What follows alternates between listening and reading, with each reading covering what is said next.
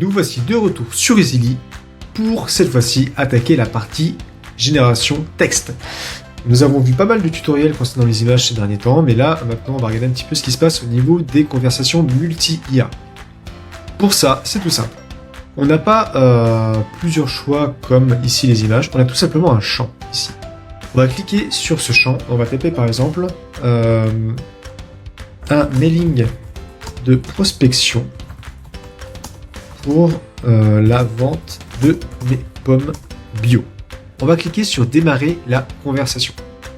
On a une pop-up qui s'ouvre et là, vous voyez, on a plusieurs possibilités. La première, c'est améliorer automatiquement mon prompt. Qu'est-ce que ça veut dire ? C'est-à-dire que, imaginons que je ne sois pas familiarisé avec l'utilisation des prompts et que parfois mes demandes sont un peu maladroites.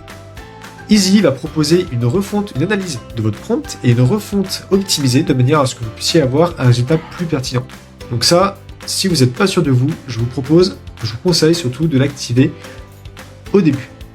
Ensuite, on a la possibilité d'interagir avec plusieurs intelligences artificielles. Donc effectivement, quand vous avez un abonnement GPT, vous pouvez seulement parler avec GPT. Mais là, on va dire qu'on va parler avec GPT, avec Claude, Gemini, Mistral. Donc là, on va avoir 4 réponses finalement au lieu d'une. Et enfin, on aura la possibilité de fusionner la réponse des intelligences artificielles en une seule réponse qui aura été retravaillée également par Easily. Pour l'instant, on va pas s'en occuper. On va cliquer sur sélectionner et continuer. Pour l'instant, on est en train d'interroger les IA. Parfait, donc les premiers résultats sont tombés. On a notre demande initiale. On a également ici les réponses des 4 IA. Quand on clique dessus, comme vous pouvez le voir, on a des réponses qui sont totalement différentes. Et l'avantage, c'est que du coup, maintenant, vous pouvez donc prendre connaissance de chacune de ces réponses. Hop. Partons du principe que GPT reste celle que je veux. Et là, vous pouvez ensuite continuer la conversation en ajoutant d'autres éléments, comme par exemple, soit plus créatif. Créatif et plus direct. Comme ça.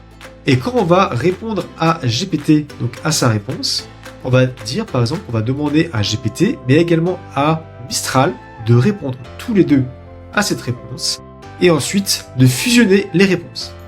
On va essayer. Hop.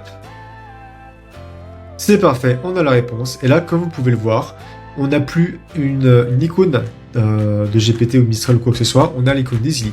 Ce qui signifie que finalement Easily a pris les deux réponses, celle de GPT, celle de Mistral, et qu'elle a pu justement fusionner.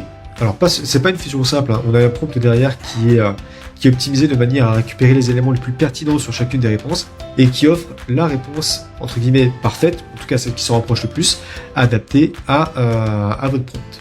Voilà pour le texte. Je vous dis à très vite pour de nouveaux tutos.